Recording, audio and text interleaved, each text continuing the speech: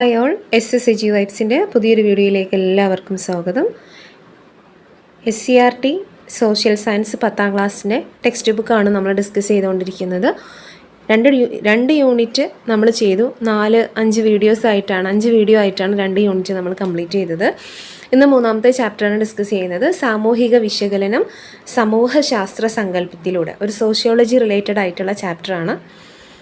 കൂടുതലൊന്നും പറയുന്നില്ല. നമ്മുടെ കേട്ടിട്ട് സോഷ്യൽ സയൻസ് സെറ്റ് ഹിസ്റ്ററിക്ക് വേണ്ടിയിട്ട് PDF ബാച്ചിന് ജോയിൻ ചെയ്യാൻ ഉദ്ദേശിക്കുന്നുണ്ടെങ്കിൽ നമ്മുടെ കോൺടാക്റ്റ് നമ്പറിൽ കോൺടാക്റ്റ് ചെയ്യുക. HSCൻ്റെ ക്ലാസ്സുകൾ നമ്മൾ ചാനലിൽ അപ്ലോഡ് ചെയ്തിട്ടുണ്ട്. അതുപോലെ കേട്ടിട്ടുണ്ട് ഒരുപാട് വീഡിയോസ് വിത്ത് സൈക്കോളജിയും ക്വസ്റ്റ്യൻ പേപ്പർ എല്ലാം നമ്മൾ ചെയ്തിട്ടുണ്ട്. ആവശ്യമുള്ളവരൊന്ന് കണ്ടു നോക്കുക. മഴക്കാലം, നാട്ടിലാർക്കും പണിയില്ല. ഞാനന്ന് 9ാം ക്ലാസ്സിൽ പഠിക്കുന്നു. വീട്ടാവശ്യങ്ങൾക്കുള്ള സാധനങ്ങൾ വാങ്ങാൻ അച്ഛൻ്റെ കൂടെ ഞാനും കടയിൽ പോയി. അച്ഛനെ കാണേണ്ട താമസം മുമ്പ് സാധനങ്ങൾ കടം വാങ്ങിയ വകയിൽ കുറേയേറെ പണം കൊടുക്കാനുണ്ടെന്ന് കടക്കാരൻ ഓർമ്മിപ്പിച്ചു. കയ്യിൽ കരുതിയ പണം അച്ഛൻ അദ്ദേഹത്തിന് നൽകി. അച്ഛൻ അന്ന് കുറേ വിഷമിച്ചു. 1 രൂപയ്ക്ക് പോലും എന്ത് വിലയാണ്? പണമില്ലാത്തതാണ് ഞങ്ങളുടെ പ്രശ്നങ്ങൾക്ക് കാരണം. എല്ലാം നേരെയാകുമെന്നുള്ള വിശ്വാസം എനിക്കുണ്ട്. മഴക്കാലത്തെക്കുറിച്ചുള്ള അനുഭവം പങ്കുവയ്ക്കുന്നതിനായി ടീച്ചറുടെ നിർദ്ദേശാനുസരണം അനു തയ്യാറാക്കിയ കുറിപ്പിലെ ഒരു ഭാഗമാണ് ഇവിടെ നൽകിയിരിക്കുന്നത്. അനുവും കുടുംബവും നേരിടുന്ന ഏതൊക്കെ പ്രശ്നങ്ങളാണ് ഇവിടെ സൂചിപ്പിച്ചിട്ടുള്ളത്? ഒന്നാമത്, മഴക്കാലത്തുണ്ടാകുന്ന തൊഴിൽ ദൗർലഭ്യം, അതിൻ്റെ ഭാഗമായിട്ടുണ്ടാകുന്ന പണമില്ലാത്ത ഒരവസ്ഥയും കൂടെയാണ് ഇതിൽ പറയുന്നത്. ആ ഒരു ദാരിദ്ര്യത്തിൻ്റെ പ്രശ്നം അല്ലെങ്കിൽ പണമില്ലാത്തൊരു പ്രശ്നമാണ് അവിടെ അവതരിപ്പിച്ചിട്ടുള്ളത്. പിന്നെ തൻ്റെ പ്രശ്നങ്ങൾക്കുള്ള കാരണം എന്താണെന്നാണ് അനു ചിന്തിക്കുന്നത്. പണത്തിൻ്റെ ലഭ്യതക്കുറവ് മാത്രമാണ് തൻ്റെയും കുടുംബത്തിൻ്റെയും പ്രശ്നങ്ങൾക്ക് കാരണമായി അനു കണ്ടെത്തുന്നത്. വ്യക്തിപരമായ കാരണങ്ങളാണ് താൻ അനുഭവിക്കുന്ന പ്രശ്നങ്ങൾക്ക് പിന്നിലെന്നാണ് അനു കരുതുന്നത്. വ്യക്തിപരമായ പ്രശ്നത്തിനു പിന്നിലെ കാരണങ്ങൾ കണ്ടെത്താൻ പലരും ആശ്രയിക്കുന്നത് സാധാരണയായി കാണുന്ന കാര്യങ്ങളെയാണ്. വ്യക്തികൾ തങ്ങളുടെ മുൻകാല അനുഭവങ്ങളുടെ പശ്ചാത്തലത്തിലും പ്രശ്നങ്ങളുടെ കാരണം കണ്ടെത്താൻ ശ്രമിക്കും. മറ്റുള്ളവരുമായുള്ള ഇടപെടലുകളിലൂടെ ലഭ്യമാകുന്ന വിവരങ്ങളിലൂടെയും അനുഭവങ്ങളിലൂടെയും ചിലർ വ്യക്തിഗത പ്രശ്നങ്ങളുടെ കാരണങ്ങൾ കണ്ടെത്തും. സാമൂഹീകരണ പ്രക്രിയയിലൂടെ ലഭിച്ച അറിവുകളും ശീലങ്ങളും ഉപയോഗപ്പെടുത്തിയാണ് ചിലർ വ്യക്തിഗത പ്രശ്നങ്ങളെ പൊതുവിൽ സമീപിക്കാറുള്ളത്. ഇത്തരം സാമാന്യബോധ ജ്ഞാനത്തിൻ്റെ അടിസ്ഥാനത്തിലാണ് വ്യക്തികൾ പലപ്പോഴും തങ്ങളുടെ പ്രശ്നങ്ങൾക്കുള്ള കാരണങ്ങൾ കണ്ടെത്തുന്നത്. ഇവിടെ ഒരു ടേം കോമൺ സെൻസ് നോളജ്, സാമാന്യ ബോധജ്ഞാനം. അപ്പോൾ എന്താണ് സാമാന്യ ബോധജ്ഞാനം? ഈ സാമാന്യ ബോധജ്ഞാനത്തിൻ്റെ അടിസ്ഥാനത്തിലാണ് നമ്മൾ വ്യക്തിപരമായിട്ടുള്ള ചില പ്രശ്നങ്ങൾക്ക് കാരണം എന്താണെന്നോ അല്ലെങ്കിൽ സൊല്യൂഷൻ എന്താണെന്ന് കാരണങ്ങളൊക്കെ നമ്മൾ അന്വേഷിക്കുന്നത് ഈ ഒരു സാമാന്യ ബോധജ്ഞാനത്തിൻ്റെ അടിസ്ഥാനത്തിലാണ് എന്നാണ് പറയുന്നത്. അപ്പോൾ എന്താണ് ഈ ഒരു കോമൺ സെൻസ് നോളജ് എന്നാണ് അടുത്തത് പറയുന്നത്. വ്യക്തിപരമായ അനുഭവങ്ങൾ, സാമൂഹിക ഇടപെടലുകൾ, സാംസ്കാരിക അറിവുകൾ എന്നിവയിലൂടെ വ്യക്തികൾ ലോകത്തെക്കുറിച്ച്, വ്യക്തിപരമായ അനുഭവങ്ങൾ, നമ്മുടെ പേഴ്സണൽ എക്സ്പീരിയൻസ്, സൊസൈറ്റിയിലുള്ള ഇടപെടൽ, കൾച്ചറൽ ആയിട്ടുള്ള നമ്മുടെ അറിവുകൾ എന്നിവയിലൂടെ വ്യക്തികൾ ലോകത്തെക്കുറിച്ച് നേടുന്ന അടിസ്ഥാന ദൈനംദിന ധാരണയാണ് സാമാന്യ ബോധജ്ഞാനം എന്ന് പറയുന്നത്. ഈ അറിവുകൾ ഔപചാരിക അറിവുകളല്ല, മറിച്ച് അനുമാനങ്ങളോ ദൈനംദിന പ്രായോഗിക അറിവുകളോ ആയിരിക്കും. ഇതെന്താണ്? അറിവുകൾ ഔപചാരിക അറിവുകളല്ല, മറിച്ച് എന്താണ്? അനുമാനങ്ങളോ ദൈനംദിന പ്രായോഗിക അറിവുകളോ ആയിരിക്കും.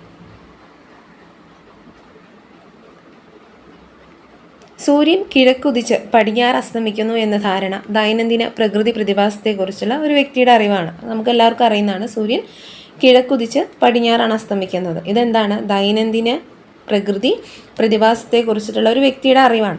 അതുപോലെ തീയിൽ തൊട്ടാൽ പൊള്ളും എന്ന അറിവ് തീയുടെ അപകട സാധ്യതയെക്കുറിച്ചുള്ള അടിസ്ഥാന ധാരണയാണ്. ഈ അറിവുകൾ നിരീക്ഷണത്തിലൂടെയും അനുഭവത്തിലൂടെയും സാമൂഹീകരണത്തിലൂടെയും പഠിച്ചെടുക്കുന്നതാണ്. സാമാന്യ ബോധജ്ഞാനവും സാമൂഹിക വിശകലനവും, common sense knowledge and social analysis.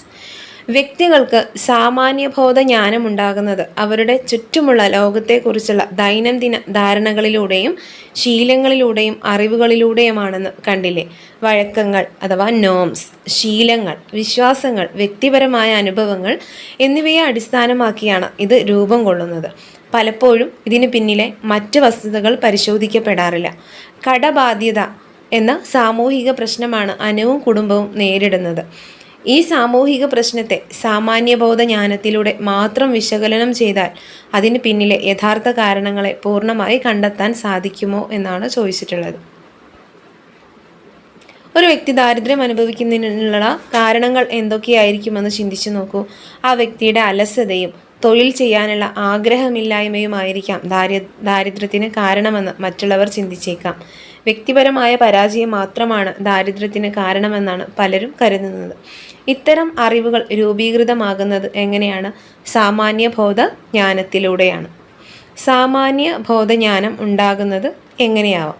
അതിനു മുന്നേ നമുക്ക് സോഷ്യൽ പ്രോബ്ലം എന്നൊരു ഭാഗം കൊടുത്തിട്ടുണ്ട്. സമൂഹത്തിലെ വലിയൊരു വിഭാഗം ജനങ്ങളെ ബാധിക്കുന്ന ഒരു പ്രശ്നം അല്ലെങ്കിൽ അവസ്ഥയാണ് സാമൂഹിക പ്രശ്നം. ഒരു വ്യക്തിയെയോ ഏതാനും വ്യക്തികളെയോ മാത്രം ബാധിക്കുന്ന പ്രശ്നങ്ങൾ സാമൂഹിക പ്രശ്നങ്ങളായി കണക്കാക്കാറില്ല. സമൂഹത്തിന് അഭികാമ്യമല്ലാത്തതോ ഹാനികരമോ ആയി സാമൂഹിക പ്രശ്നത്തെ കണക്കാക്കുന്നു. ഓക്കെ, സമൂഹത്തിലെ വലിയൊരു വിഭാഗം ജനങ്ങളെ ബാധിക്കുന്ന ഒരു പ്രശ്നമാണെങ്കിൽ അതിനെ നമുക്ക് എന്ത് വിളിക്കാം? സാമൂഹിക പ്രശ്നമായിട്ട് പറയാം. ദാരിദ്ര്യം, അസമത്വം, വിവേചനം, പരിസര മലിനീകരണം ഇവയെല്ലാം എന്തിനുദാഹരണങ്ങളാണ്? സോഷ്യൽ പ്രോബ്ലം അഥവാ സാമൂഹിക പ്രശ്നങ്ങൾക്ക് ഉദാഹരണങ്ങളാണ്. ഇനി വ്യക്തിപരമായ പരാജയം മാത്രമാണ് ദാരിദ്ര്യത്തിന് കാരണമെന്നാണ് പലരും കരുതുന്നത്. ഇത്തരം അറിവുകൾ രൂപീകൃതമാകുന്നത് സാമാന്യ ബോധജ്ഞാനത്തിലൂടെയാണ്. സാമാന്യ ബോധജ്ഞാനം ഉണ്ടാകുന്നത് എങ്ങനെയൊക്കെ ആവാം? വ്യക്തിഗത അനുഭവങ്ങളിലൂടെ, പൊതു നിരീക്ഷണങ്ങളിലൂടെ.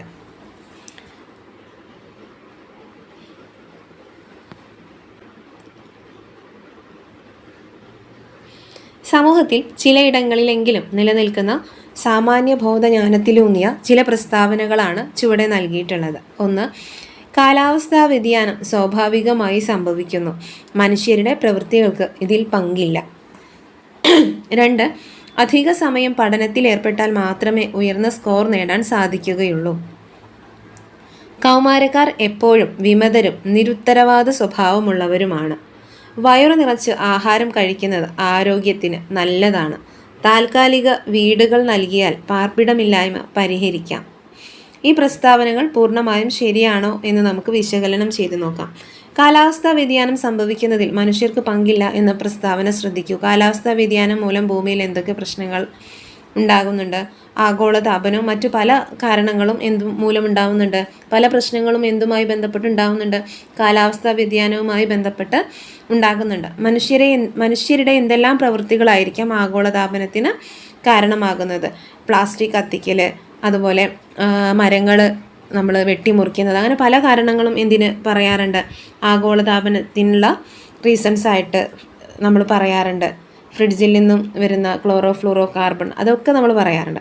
ഇത്തരം കാര്യങ്ങൾ നിരീക്ഷിക്കുമ്പോൾ കാലാവസ്ഥാ വ്യതിയാനത്തിനും ആഗോളതാപനത്തിനും എല്ലാം പിന്നിൽ മനുഷ്യരുടെ പ്രവൃത്തികൾക്കും പങ്കുണ്ടെന്ന് കാണാൻ സാധിക്കും. അപ്പോൾ കാലാവസ്ഥാ വ്യതിയാനവുമായി ബന്ധപ്പെട്ട പ്രസ്താവന സാമാന്യ ബോധജ്ഞാനം അടിസ്ഥാനമാക്കിയുള്ളതാണ് എന്ന് കാണാം. ഇത്തരത്തിൽ സാമാന്യ ബോധജ്ഞാനത്തിലൂടെ ലഭിക്കുന്ന അറിവുകൾ പലപ്പോഴും എന്താണ്? ഭാഗികമാണ്, അതായത് പരിപൂർണമായിരിക്കില്ല. അധിക സമയം പഠനത്തിൽ ഏർപ്പെട്ടാൽ മാത്രമേ ഉയർന്ന സ്കോർ നേടാൻ സാധിക്കുകയുള്ളൂ എന്ന പ്രസ്താവന ശ്രദ്ധിക്കൂ.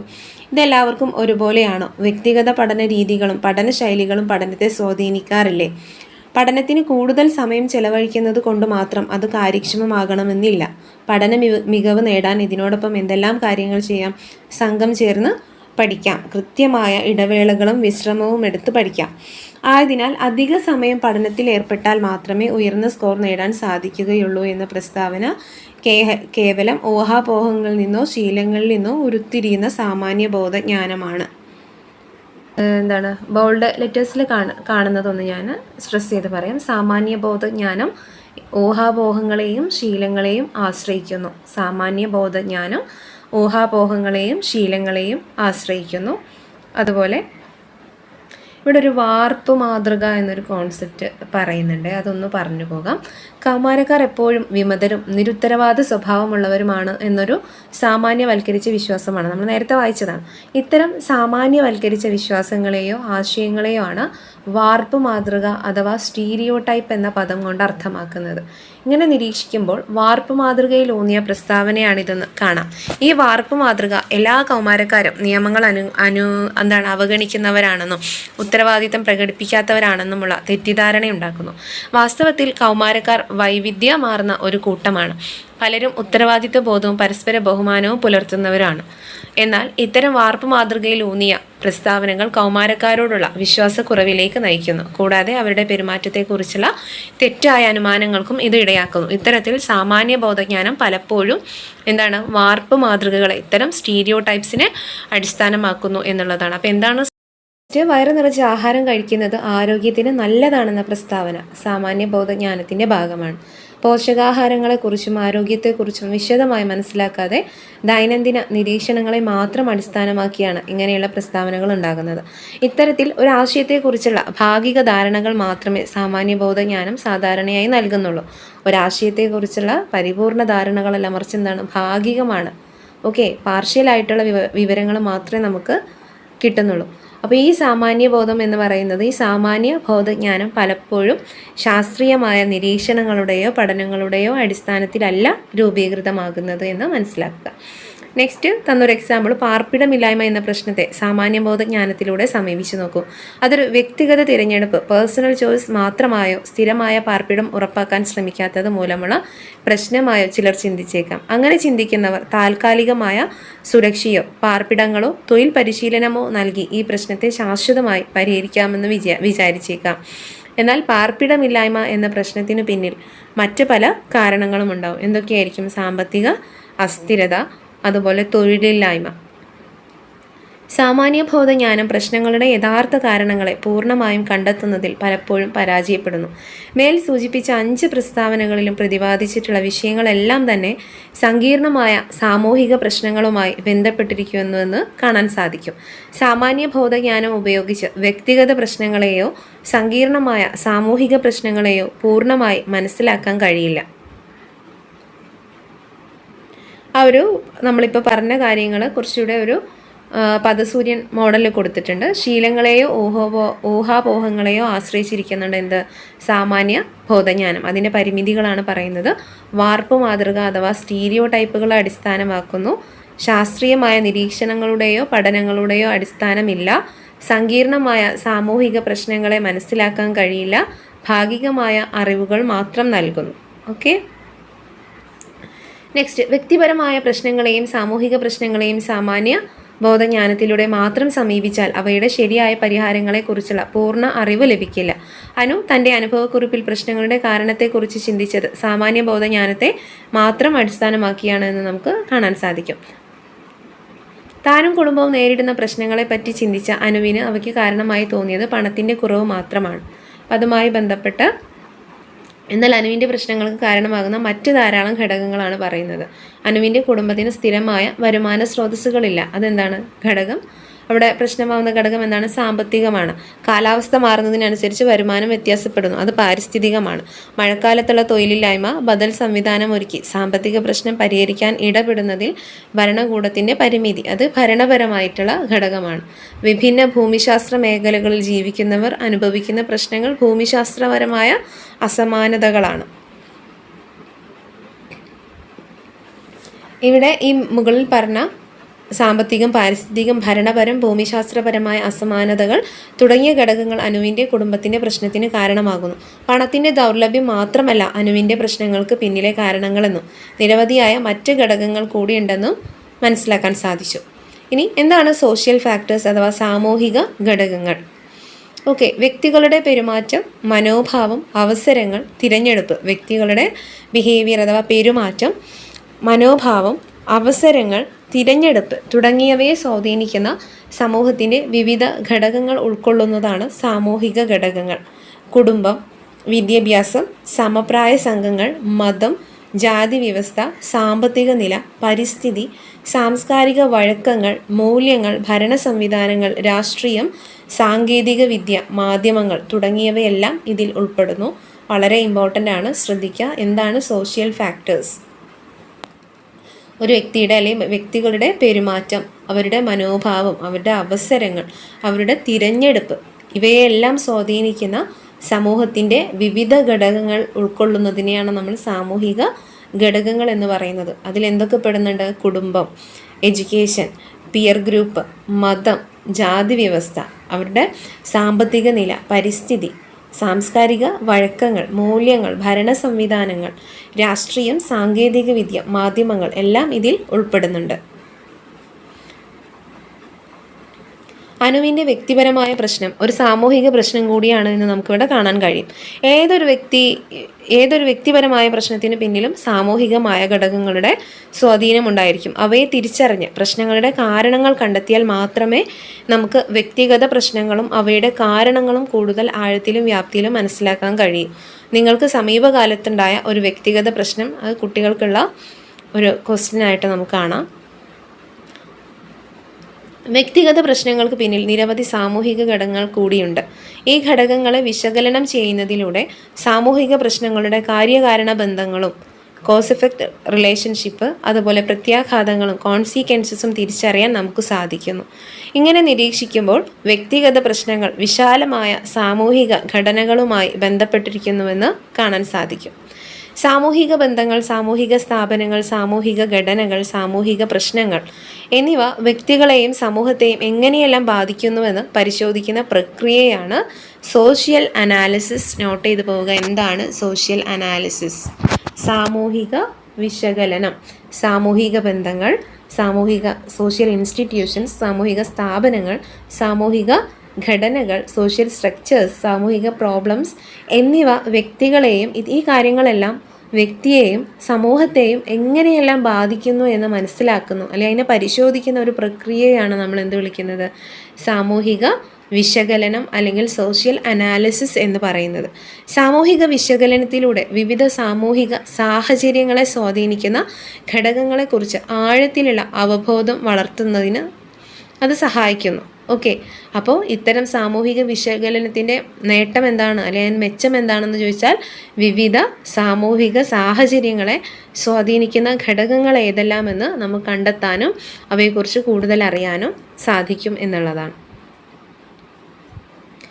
ഇനി സോഷ്യോളജിയെക്കുറിച്ചൊരു ടേബിൾ കൊടുത്തിട്ടുണ്ട്. തീർച്ചയായിട്ടും അത് നമുക്ക് വായിച്ചു പോകണം. HSC സിലബസിൽ ഇമ്പോർട്ടൻ്റ് ആയിട്ടുള്ളൊരു ഭാഗം തന്നെയാണ് സോഷ്യോളജി എന്ന് പറയുന്നത്. അതുകൊണ്ടാണ് ഈ ഒരു സോഷ്യോളജി ചാപ്റ്റർ നമ്മളിവിടെ ഡിസ്കസ് ചെയ്യുന്നത്. ഇപ്പോൾ സമൂഹശാസ്ത്രം അഥവാ സോഷ്യോളജി, സമൂഹശാസ്ത്രത്തെക്കുറിച്ചുള്ള ശാസ്ത്രീയ പഠനമാണ് എന്ത്? സമൂഹത്തെക്കുറിച്ചുള്ള ശാസ്ത്രീയ പഠനമാണ് സമൂഹശാസ്ത്രം. സമൂഹശാസ്ത്രത്തിന് സമൂഹത്തിലെ ബന്ധങ്ങളെയും സാമൂഹിക സ്ഥാപനങ്ങളെയും ഘടനകളെയും നിരീക്ഷിക്കാനും വിശകലനം ചെയ്യാനും വ്യാഖ്യാനിക്കാനും സാധിക്കുന്നു. അപ്പം എന്താണ് സമൂഹശാസ്ത്രത്തിൽ നമ്മൾ ചെയ്യുന്നത്? സമൂഹത്തിലെ ബന്ധങ്ങൾ, റിലേഷൻസിനെ, സാമൂഹിക സ്ഥാപനങ്ങളെ, സോഷ്യൽ ഇൻസ്റ്റിറ്റ്യൂഷൻസിനെ, സോഷ്യൽ സ്ട്രക്ചേഴ്സിനെ അവയെ ഒബ്സർവ് ചെയ്യാനും നിരീക്ഷിക്കാനും വിശകലനം ചെയ്യാനും വ്യാഖ്യാനിക്കാനും സാധിക്കുന്നു. സമൂഹശാസ്ത്രത്തിൻ്റെ ആദ്യകാല ചിന്തകരിൽ പ്രമുഖരായിരുന്നു ആര്? Karl Marx, Emile Durkheim, Max Weber. Karl Marx, Emile Durkheim, Max Weber. പ്രത്യേകം നോട്ട് ചെയ്യണേ, Karl Marx, Emile Durkheim and Max Weber. സാമൂഹിക വിശകലനത്തിനായി സമൂഹശാസ്ത്രത്തിൽ ഉപയോഗിക്കുന്ന ചില പ്രധാന സങ്കല്പനങ്ങളാണ് സാമൂഹിക ബന്ധങ്ങൾ അഥവാ സോഷ്യൽ റിലേഷൻഷിപ്പ്, സാമൂഹിക സ്ഥാപനങ്ങൾ, സോഷ്യൽ ഇൻസ്റ്റിറ്റ്യൂഷൻസ്, സാമൂഹിക ഘടന അഥവാ സോഷ്യൽ സ്ട്രക്ചർ. ഓക്കെ, അപ്പോൾ സമൂഹശാസ്ത്രത്തിൽ ഉപയോഗിക്കുന്ന ചില പ്രധാന സങ്കല്പനങ്ങളാണ് സാമൂഹിക ബന്ധങ്ങൾ, സാമൂഹിക സ്ഥാപനങ്ങൾ, സാമൂഹിക ഘടന അഥവാ സോഷ്യൽ സ്ട്രക്ചർ. സമൂഹത്തിൽ വ്യക്തികൾ പരസ്പരം രൂപപ്പെടുത്തുന്ന ബന്ധങ്ങൾ, ഇടപെടലുകൾ എന്നിവയാണ് സാമൂഹിക ബന്ധങ്ങൾ എന്നതുകൊണ്ട് അർത്ഥമാക്കുന്നത്. സാമൂഹിക ബന്ധങ്ങളുടെ അടിസ്ഥാനം സാമൂഹിക ഘടനയും സാമൂഹിക സ്ഥാപനങ്ങളുമാണ്. സമൂഹത്തിൽ വ്യക്തികൾ പരസ്പരം രൂപപ്പെടുത്തുന്ന ബന്ധങ്ങൾ, ഇടപെടലുകൾ എന്നിവയാണ് സാമൂഹിക ബന്ധങ്ങൾ. സാമൂഹിക ബന്ധങ്ങളുടെ അടിസ്ഥാനം എന്താണ്? സാമൂഹിക ഘടനയും അതുപോലെ സാമൂഹിക സ്ഥാപനങ്ങൾ, സോഷ്യൽ സ്ട്രക്ചേഴ്സും സോഷ്യൽ ഇൻസ്റ്റിറ്റ്യൂഷൻസുമാണ്. ഒരു സാമൂഹിക സ്ഥാപനം എന്ന നിലയിൽ കുടുംബത്തിലെ അംഗങ്ങളുടെ സഹകരണം, കരുതൽ, വാത്സല്യം തുടങ്ങിയവയും കൂട്ടുകാരുമായുള്ള സൗഹൃദങ്ങളിലൂടെ ലഭിക്കുന്ന ആഴമേറിയ ബന്ധങ്ങൾ, സമ്പർക്കങ്ങൾ, കൂട്ടായ്മ എന്നിവയുമെല്ലാം സാമൂഹിക ബന്ധങ്ങൾക്ക് ഉദാഹരണങ്ങളാണ്. സാമൂഹിക ബന്ധങ്ങളെ സുസ്ഥിരമാക്കുകയും നിയന്ത്രിക്കുകയും ചെയ്യുന്നതിനായി സമൂഹം സ്ഥാപിക്കുന്ന ക്രമങ്ങളുടെ ചട്ടക്കൂടാണ് സാമൂഹിക സ്ഥാപനങ്ങൾ. ഇവ സമൂഹത്തിൻ്റെ കാഴ്ചപ്പാടുകൾ വിശദീകരിക്കുന്നതോടൊപ്പം നമ്മുടെ പ്രവൃത്തികളെയും പ്രവർത്തന രീതിയെയും ക്രമപ്പെടുത്തുകയും രൂപപ്പെടുത്തുകയും ചെയ്യുന്നു. അതോടൊപ്പം പൊതുവായി അംഗീകരിക്കപ്പെട്ട മൂല്യങ്ങൾ സ്വാംശീകരിച്ച് അത് വ്യക്തികളുടെ പ്രവർത്തനങ്ങളിൽ പ്രതിഫലിപ്പിക്കുകയും സമൂഹത്തെ പുരോഗതിയിലേക്ക് നയിക്കുകയും ചെയ്യുന്നു. കുടുംബം, വിവാഹം, മതം, രാഷ്ട്രീയ സ്ഥാപനങ്ങൾ, സാമ്പത്തിക സ്ഥാപനങ്ങൾ, വിദ്യാഭ്യാസ സ്ഥാപനങ്ങൾ, നീതിന്യായ സ്ഥാപനങ്ങൾ തുടങ്ങിയവ ഇതിന് ഉദാഹരണങ്ങളാണ്. വ്യക്തികൾക്ക് സമൂഹത്തിലുള്ള സ്ഥാനം അഥവാ സ്റ്റേറ്റസ്, പങ്ക്, നിലനിൽപ്പ്, ഉത്തരവാദിത്തം തുടങ്ങിയവയെ വിശദീകരിക്കുകയും പ്രാവർത്തികമാക്കുകയും ചെയ്യുന്നത് സാമൂഹിക ഘടനയാണ്. സമൂഹത്തിലെ വഴക്കങ്ങൾ, ചട്ടങ്ങൾ തുടങ്ങിയവ ഇതിന് ഉദാഹരണങ്ങളാണ്. സമൂഹത്തിന് ക്രമവും സ്ഥിരതയും നൽകാൻ എന്ത് സഹായിക്കുന്നുണ്ട്? ഈ കാര്യങ്ങൾ സഹായിക്കുന്നുണ്ട്. നെക്സ്റ്റ്, ഞാനും അനുഭവിക്കുന്ന പ്രശ്നത്തിൻ്റെ വിവിധ ഘടകങ്ങൾ വിശാലമായ സാമൂഹിക ഘടനകളുമായി ബന്ധപ്പെട്ടിരിക്കുമെന്ന് ശ്രദ്ധിച്ചില്ലേ? ഇങ്ങനെ വ്യക്തിഗത പ്രശ്നങ്ങൾ വിശാലമായ സാമൂഹിക ഘടനകളുമായി ബന്ധപ്പെട്ടിരിക്കുന്നുവെന്ന് കണ്ടെത്തി വിശകലനം ചെയ്യാനുള്ള നൈപുണിയാണ് സമൂഹശാസ്ത്ര സങ്കല്പം അഥവാ സോഷ്യോളജിക്കൽ ഇമാജിനേഷൻ. അപ്പോൾ എന്താണ് സമൂഹശാസ്ത്ര സങ്കല്പം? വ്യക്തിഗത പ്രശ്നങ്ങൾ വിശാലമായ സാമൂഹിക ഘടനകളുമായി ബന്ധപ്പെട്ടിരിക്കുന്നുവെന്ന് കണ്ടെത്തി വിശകലനം ചെയ്യാനുള്ള നൈപുണി അല്ലെങ്കിൽ സ്കില്ലിനെയാണ് സമൂഹശാസ്ത്ര സങ്കല്പം അഥവാ സോഷ്യോളജിക്കൽ ഇമാജിനേഷൻ എന്ന് പറയുന്നത്. അമേരിക്കൻ സമൂഹശാസ്ത്രജ്ഞനായ ചാൾസ് റൈറ്റ് മിൽസ്, പേര് നോട്ട് ചെയ്യണേ, ചാൾസ് റൈറ്റ് മിൽസ് 1959 രചിച്ച ദ സോഷ്യോളജിക്കൽ ഇമാജിനേഷൻ എന്ന പുസ്തകത്തിലാണ് സമൂഹശാസ്ത്ര സങ്കല്പം എന്ന സങ്കല്പനം ആദ്യമായി അവതരിപ്പിക്കപ്പെടുന്നത്. അപ്പോൾ ഇങ്ങനൊരു കോൺസെപ്റ്റ് ആദ്യമായി ഇൻട്രൊഡ്യൂസ് ചെയ്യുന്നത് ദ സോഷ്യോളജിക്കൽ ഇമാജിനേഷൻ എന്ന് പറയുന്ന കൃതിയിലാണ്. എഴുതിയത് ആരാണ്? ചാൾസ് റൈറ്റ് മിൽസ് ആണ് ഇത് എഴുതിയിട്ടുള്ളത്. വ്യക്തിഗത പ്രശ്നങ്ങളെ വിശാലമായ സാമൂഹിക ഘടനയുടെ ഭാഗമായി കാണാൻ സഹായിക്കുന്ന ഒരു സ്കില്ലായിട്ടാണ് അദ്ദേഹം ഈ സങ്കല്പനം മുന്നോട്ട് വെച്ചത്. വ്യക്തിഗത പ്രശ്നങ്ങളും അവയുടെ കാരണങ്ങളും അടയാളപ്പെടുത്തുകയും അതിനെ വിശാലമായ നിരീക്ഷണത്തിനും വിശകലനത്തിനും വിധേയമാക്കി വിശദീകരിക്കുകയും ചെയ്യുന്ന രീതിയാണ് സമൂഹശാസ്ത്ര സങ്കല്പം വിഭാവനം ചെയ്യുന്നത്. Next, sociological imagination and social analysis എന്ന് പറയുന്ന ഭാഗം നമ്മൾ അടുത്ത ഒരു ക്ലാസ് ആയിട്ട് ഇതിൻ്റെ എക്സ്ട്രാ പാർട്ടായിട്ട് അല്ലെങ്കിൽ സെക്കൻഡ് പാർട്ടായിട്ട് നമ്മൾ ഡിസ്കസ് ചെയ്യുന്നതായിരിക്കും. സോ ഇന്ന് ഇത്രയും കാര്യങ്ങളാണ്. തീർച്ചയായിട്ടും എല്ലാവരും നന്നായിട്ട് പഠിക്കുക. ഇത്തവണ കേട്ടറ്റ് ആയാലും അല്ലെങ്കിൽ HSC ആയാലും ഉയർന്ന റാങ്കിൽ എത്താൻ നിങ്ങൾക്ക് സാധിക്കട്ടെ. തീർച്ചയായിട്ടും ഈ വീഡിയോ നിങ്ങൾക്ക് യൂസ്ഫുൾ ആയിട്ടുണ്ടെങ്കിൽ ലൈക്ക് ചെയ്യാനും കമൻറ്റ് ചെയ്യാനും മറക്കരുത്. 10ാം ക്ലാസ്സിലെ മുഴുവൻ ചാപ്റ്റേഴ്സും നമ്മൾ ഇങ്ങനെ ചെയ്യുന്നതായിരിക്കും. താങ്ക്